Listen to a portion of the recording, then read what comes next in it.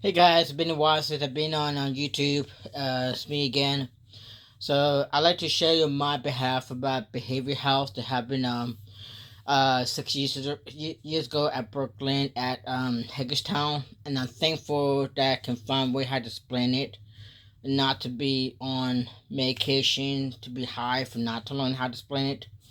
And so again, this is for individual choices for people that want or need to take medication, but also we need to understand the principles how medication can cause problems.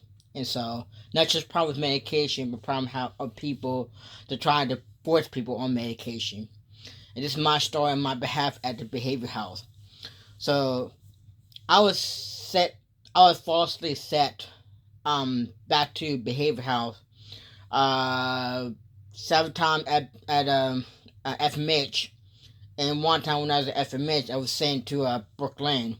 So everybody was confused about everything. I was confused, and I now thought how people believe the diagnosis to be the truth, and not why people are struggling with anger and in a lot of situations. And of course, some people had lead to drug to find escape, later become addiction, and some others go to isolation to playing games and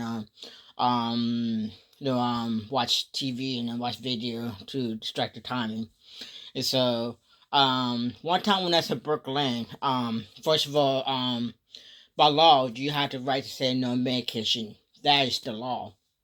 But the sad thing, a lot of people have covered that truth and bypass situation to trick people or to confuse people to get back on medication to try to stabilize them. And a lot of people don't understand that medication causes more confusion than help people, because technically medication is to control them. So people have to be worried about their frustration, the anger situation. That's how a lot of medication technically work. So I'm not trying to tell people that it's not cool to take medication. I'm just saying that I'm hoping it's a better understanding how medication can cause. I heard from the man on YouTube, artificially high. And so now on medication. It's been 6 years ago, but I also made a lot of mistakes that have caused me into a lot of trouble. And I wish I had someone to take time to train me before all this stuff had happened. But fortunately, that's not the case. And so one time when I was sent back to behavior house, the lady had sent me to Brooklyn, and they tell a lot of story that's of course not the truth. No, they had me on high doses of sleep medication that I was literally knocked out for probably 5 6 hours. So there are some of them that give you knock you out to take that can get you to sleep for about a couple of hours, and some that can have you knocked out for all day. And they have different kinds of doses does that, unfortunately. And so I remember one time I was there when they do it every time to put me to sleep, And several times I was there, I was so stressed out that I was literally fighting to be put to sleep. And it was a dumb trick to do. It's really dirty. So and one time when they sent me to Brook Lane, they had to tell a bunch of stories that's not really the truth. Um because I escaped breakfast or lunch because I was too sleepy and not hungry.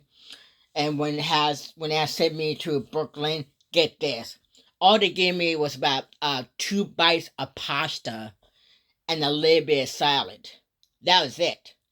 And get this, and not even one.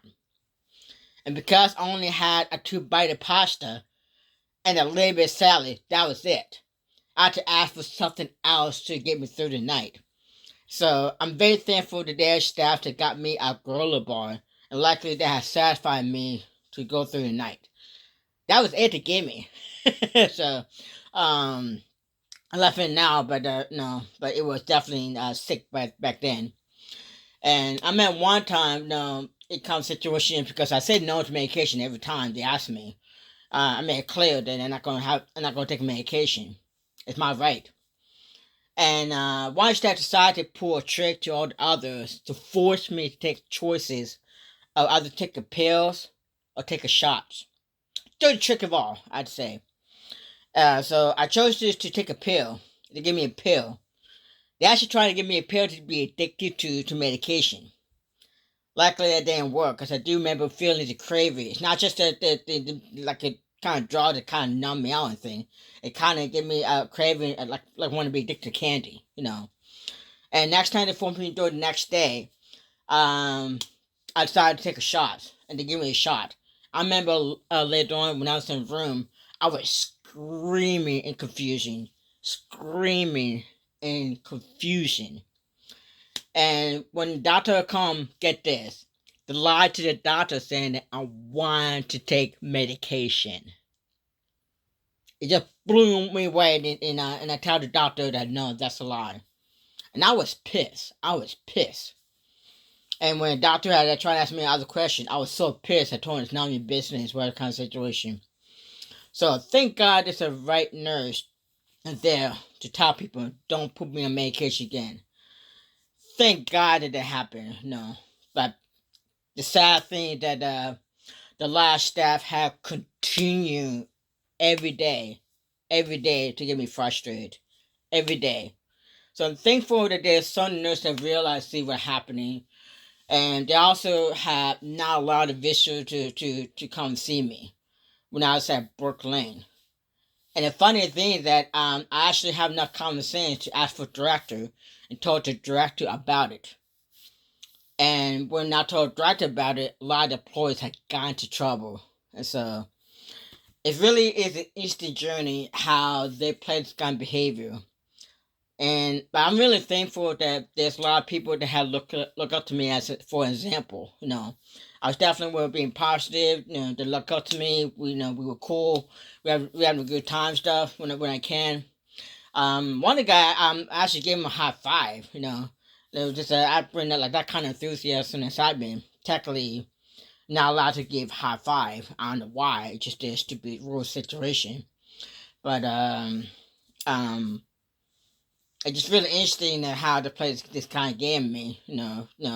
Doctor had told me one time, they wanted to put me a patch, like a nicotine patch, different drugs to try to control me. And I say, okay, I don't know why this is happening. And finally, thing that I told the people in the group that hey, doctor wanted to put me onto nicotine patch, but guess what? I've been smoking in years, and we're doing this, and all the people had laughed about it. So it really interesting that in a way I put a lot of fiesta situation at the same time. Like, wow, I now thought how people wanted to piss me off just because I don't want to take medication. And people have worked very hard to confuse in the communities. And because I was just off my medication and started to learn from my mistake, they put so many confused me constantly every day, left and right, left and right.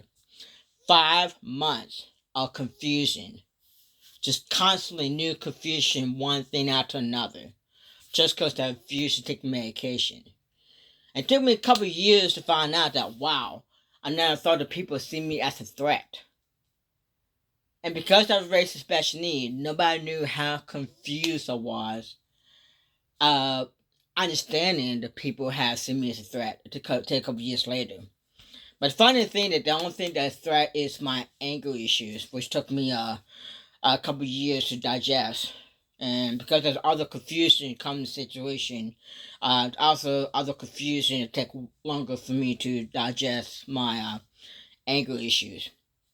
So my advice to tell you that next time you send someone to behavior house, keep your eyes how staff treated your family member or your friends. Because he's another dirty trick of what they do. They also will have clients to be high on the medication, then say they're good to go. And anything the staff had really do ignorant, they put clients on high so they won't have any understanding how to explain it. and they have been doing this for years. Confusion of the situation. So 4 years ago, I had called the director at Federal Memorial Hospital, told my story, and ever since then, 4 years ago now, they have rules. They changed the rules for a little better, and so another thing in my life that I have better understanding now that we try to do better, support people as a person, not to treat them with special need, and learn how to grow. It will be chaotic, you know, because if you've been in the kind of situation for 34 years, and then you start to do this changing, the people will start looking at you as a person, not treat you as making money or you be taken care of into controlling the situation. Oh my gosh, it could be so much more chaos. And the reason why I'm saying this, because I been on medication for 30 years. Started when I was 5 years old, and I'm 41 years old now. It's been 6 years since I've been off my medication, and I never knew how much trouble that I got in just from learning from my mistakes.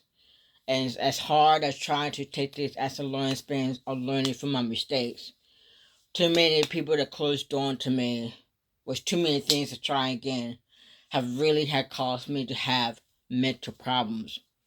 So again, even though they're struggling with stress, isolation, mental problem situation, I may not feel much now because I also practice drinking water, breathing meditation, and I have to get swallowing so the fluid in my body doesn't cause stress. It cause me to have more of a mental health problems. It's a balance to try to work on to keep myself getting better. Since now I have physical health problems. Um, it's been a very tough struggle to train myself from what little I had to understand.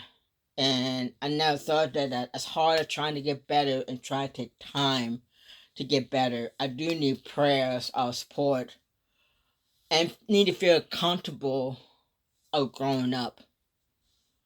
We all need to support one another, encourage people to learn how to be comfortable and get better or learn from our mistakes. Sadly, in the world today, we are not making a mistake as our priority. And as long as we're going to continue on doing this, how does it feel if it's okay to learn from mistakes? This country is not going to get any better. You give a lot of medication, you go to a therapist, you go to a psychiatrist, that's fine, but you're not making progress on doing it. And find people that can forgive you for your frustration. How is people ever going to learn to get better for struggling from their mental health problems? I tried so hard, so dedicated, of being positive, and I do not have enough experience yet to get comfortable to understand what growing up is about. And I'm like concerned about my future. I want to be a singer, but I want to be comfortable doing it. Not just singing it just to sing. I want to have joy doing it. And it's a question now if I can make that happen. I do want to continue to bring joy to others and um, encourage people. I feel like that's my gift, no matter how many people want to put me down. And I pray that we will continue to lift people up and put on big boy pants on.